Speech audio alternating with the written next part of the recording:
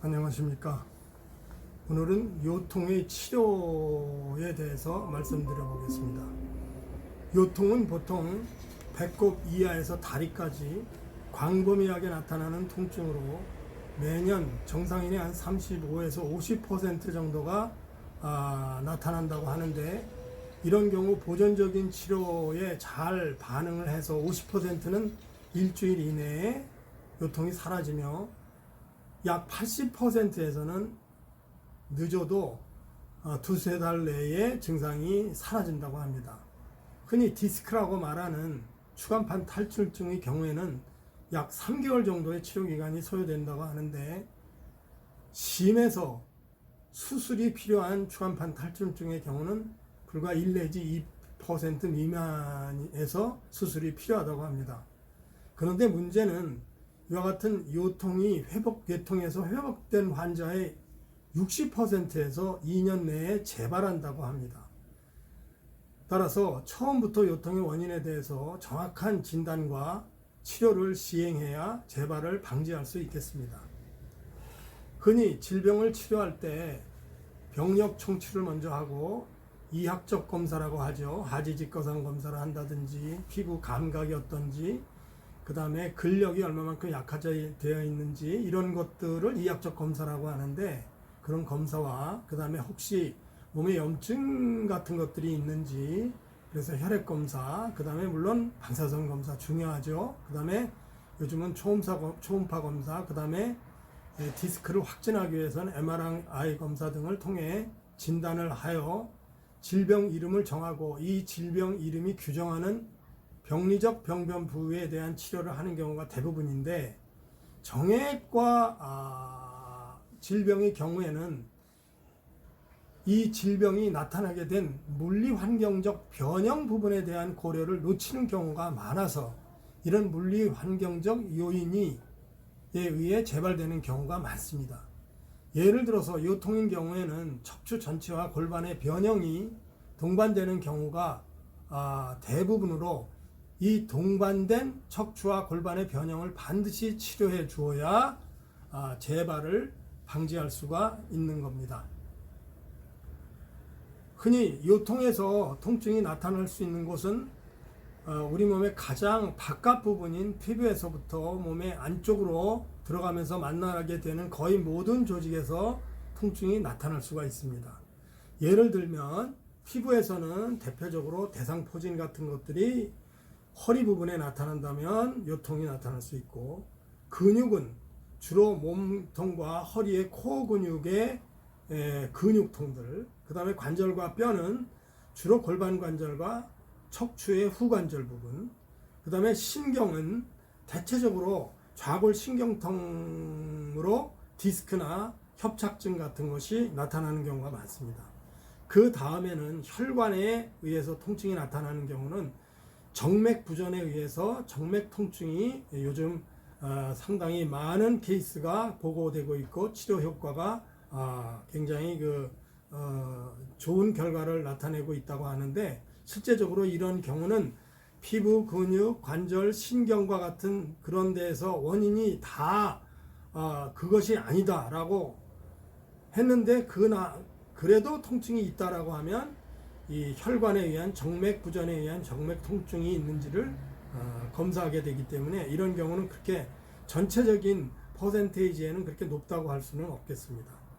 그 다음에 그 안쪽에는 내부 장기로서 요로 결석이라든지 신장 결석, 담석증, 그 다음에 대장이나 소장, 췌장, 위 같은 내부 장기에 문제가 있는 경우 허리의 통증이 나타날 수 있습니다.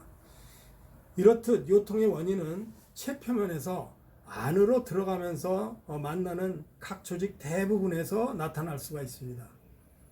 그런데 특히 반복되거나 요통이 만성인 경우에는 근육과 관절, 그리고 디스크, 추간판 탈출증이 동반되면서 척추 전체와 골반의 변형이 동반되어, 무릎에서는 슬개골 연골 연화증이라든지, 발목은 자주 발목을 삐는 경우, 그 다음에 발에서는 족저근막염과 같은 그런 질병과 영향을 서로 주고받는 경우가 많기 때문에, 이들에 대한 치료가 반드시 동시에 이루어질 수 있어야 온몸에 대한 환경적인 전신적인 치료까지도 할 수가 있습니다.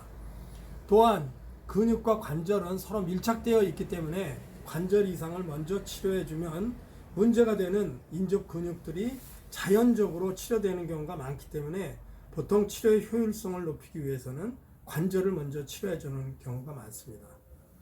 이번에는 디스크, 추간판 탈출증의 경우에 대해서 좀 더 자세히 말씀드려보면 이 추간판 탈출증의 87%에서는 대체로 요통과 하지 방사통이 나타나는데, 요통은 주로 골반 관절의 근육에서 나타나며 하지 방사통은 좌골신경통을 따라 무릎 아래로 내려가서 종아리까지 내려가는 경우가 의미가 있습니다.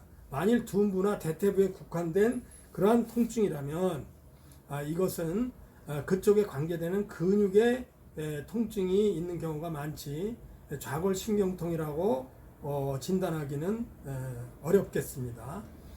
결국 급성이나 만성 요통으로 병원을 찾는 환자분들은 거의 대부분이 하지 방사통은 거의 없이 장기적으로는 저리하고 있는 디스크, 추간판 탈출증으로 4, 5요추간에 또는 5요추하고 1번 미추 신경이 눌려서 둔부 및 하지 근육이 대개 우측에 약화되어 있기 때문에 건측인 좌측으로 무의식 중에 체증을 장기간에 걸쳐 부하하면서 척추와 골반의 변형이 있게 되는데, 이러다가 증상이 악화돼서 내원하는 경우가 대부분이기 때문에 이런 경우를 치료할 경우에는 주로 근육과 관절 외에 동반되고 있는 골반과 척추의 변형을 반드시 교정해 줘야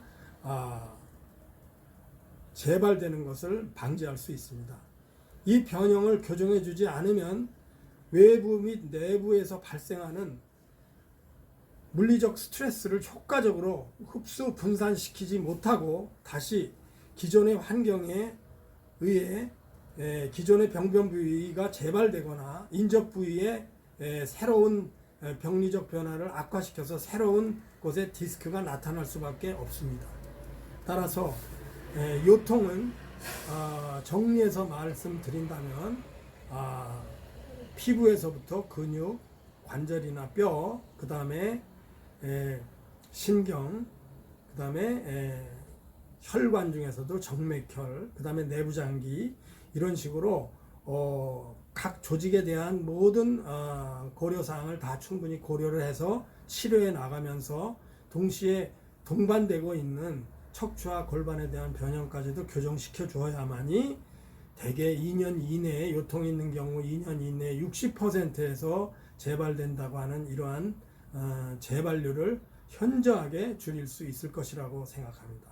더욱이 이러한 근육과 관절의 전체적인 변형 교정 및 그 근육의 바란스를 확보하기 위해서는 꾸준한 루틴으로 자기가 가지고 있는 그런 스트레칭 엑서사이즈하고 걷기 운동을 꾸준히 계속하는 것도 물론 굉장히 중요한 예방 및 치료 방법이라고 생각합니다. 오늘은 요통 및 요통에 대한 치료 전반에 걸쳐서 말씀드렸습니다.